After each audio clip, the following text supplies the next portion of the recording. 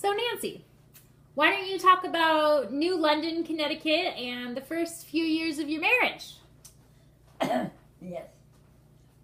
Well, New London, Connecticut, when we got there, they discovered that they had to go to school 6 days a week. They cut it down from 6 months to 3 months because they kind of knew that the situation was unpleasant in the Asiatic area, and they were afraid of war almost any time. So they wanted to get more into submarines. And so we didn't see as much of each other as we had hoped because they had to study every night. But then the time came when you had to select your submarine and you had choices. There were 3 bases. One in Hawaii, one in down in where the ships go through. What am I trying to say? Panama? Panama Canal. They had a submarine base down there at the Panama Canal. Then they had one in New London where they were anyhow. But you got your ship assignment according to your standing in the class. Well, my future brother-in-law was number 1, and he tied with another naval officer, and I can't remember his name. And Joe was next then, but he was 3rd, you see, instead of 2nd. They had him down as 3rd, which I guess was correct. So we all got to go to Hawaii, and the most of my friends got to go to Hawaii, but not all of them. So when we stopped at our homes on the way, because my home came first, had a little visit, and then his home was next, we had a little visit. Then we started to cross country. And those days, we didn't have super highways, so it was quite a trip. But I had never been to California and the West Coast, so it was interesting for me. And they had just started to have little cottages where you could stop and spend the night. I've forgotten what they called them, but it wasn't... a hostel or something like that. They didn't call them what we call them today. bed and breakfast? And they weren't really very fancy, but they were very nice, and they were always clean, and you could get one. That was the nice part, because we were going through there in the fall after the summer was over. And Joe got very sick suddenly the day before we were supposed to drive to California. I've forgotten what it was with him, but he did. And we were a day late getting there, which was all right. We were going to be there a couple days before so I could get to see something, because I'd never been there. And it looked very welcome to me. We went to, I had to put him in an emergency stop in San Francisco, I think we went to. And then we spent, he didn't have to be hospitalized, but he had to be treated. I think I forgot what was wrong with it. But anyhow, it wasn't serious, and he got proper treatment for it. So we went on the next day then, and we had a good day in San Francisco, so I got to see it after all, although we had originally planned 2 days. Well, we were there 2 days. One day was spent in the hotel. The Marines have a hotel there, which is very convenient but nice. It's in the right part of town where you can walk all around, and it's obviously less expensive. So that was nice. Then we drove down to Los Angeles and spent the night, and then on to San Diego the next day, where he reported in to find out when and how he would get his transportation to Hawaii. Well, they didn't waste any time. They sent him off right away on some kind of a ship, I've forgotten what, to the submarine base in Honolulu. In the meantime, the Navy had would set up a place for us. We had to ship our car, which we had to make a reservation for, because the whole West Coast was, at that point, stationed in Hawaii almost. And everybody that had to have a car, had to have it set out, and they had to pay for it. But because we were stationed in Hawaii, or going to be, I say we, I meant my husband, they Navy paid for it, but we had to take our time and go on a list. So that kept us there.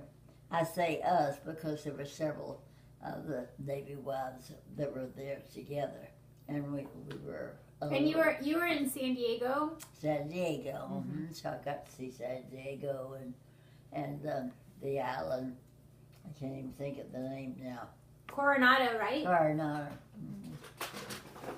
Which I liked very much, and they had a big flight station there, which was convenient because we liked the club out there. So we could spend the day at the beach and then have dinner at the club and then go back to our quarters, our cottage, hotels, or in our case, I forgot what we stayed in probably. So we were waiting. Well, we put our husbands upon the ship. Now, I say we, the ones that were going to Hawaii that were there, put their husbands aboard the ship that was taking them out. And then we all drove home to where we were staying, and some of us decided to stay together to save money. And I stayed with somebody else's wife. And who was a good friend of mine. And when we were coming home, I saw that they were putting cars on a ship, hauling them out to Coronado. And I thought, wonder if we could get ours on there. Then we could go out sooner, and our husbands would have a car right away. So my friend and I stopped, and my friend stopped, and I told her.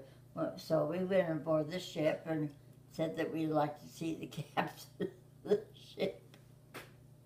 Did you really? Oh my goodness. I've forgotten whether we saw him or someone else that came to our aid. And they said, yes, I think we have room. We can put both your cars on. But the only thing is you have to pour the gasoline out, because we don't take cars with gasoline aboard for obvious reasons. So we had just stopped and filled our cars with gas after we dropped our husbands off. At least I had. I don't know about Jerry's car. Anyhow, they put our cars aboard. And our husbands were just shocked to find their car sitting on the pier with the key in the ignition. The cars got there before Granddad got to Hawaii? Well, they got there, I don't know if they got there before. They got there the same day, probably. Because they left the same day. How funny! So they were really kind of surprised to see their car sitting on there. They had to go to look at it and make sure it was there. And not somebody else's. Because we hadn't any way of telling them. That time we didn't have to telegraph them or anything else.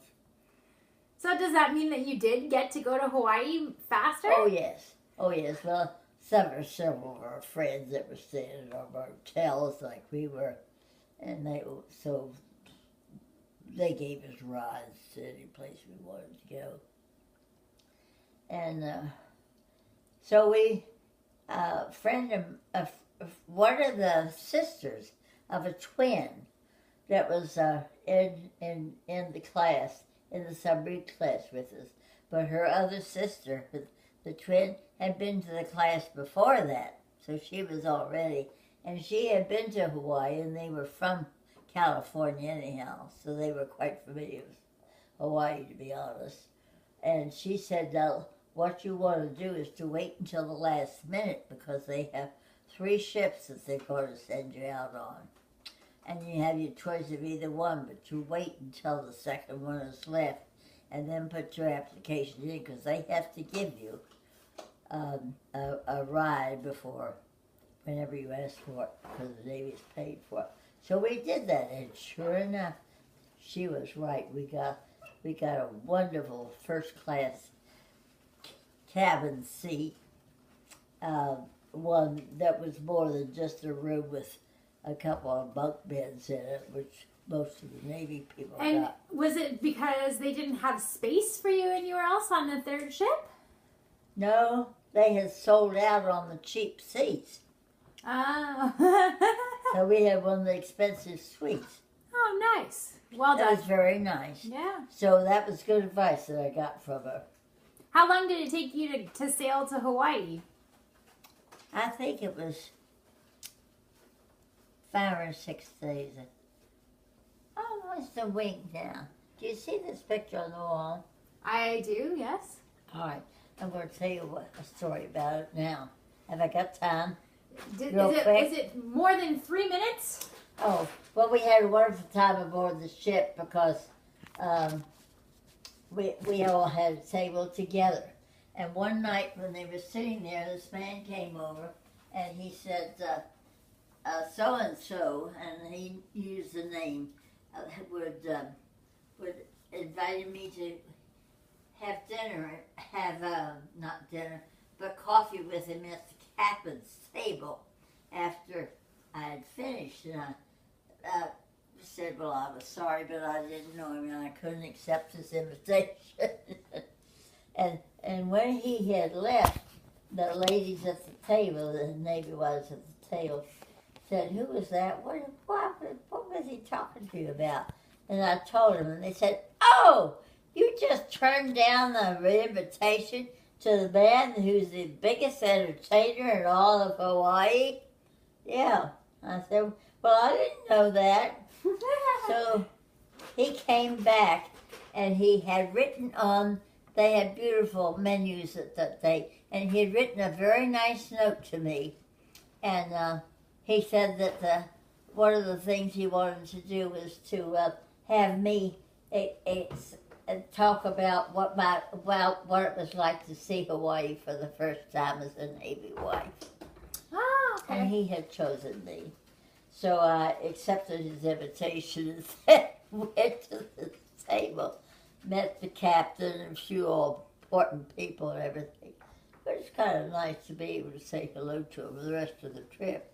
Yeah. And I was on TV, not TV, we didn't have TV. I was on the radio that night, but he interviewed me.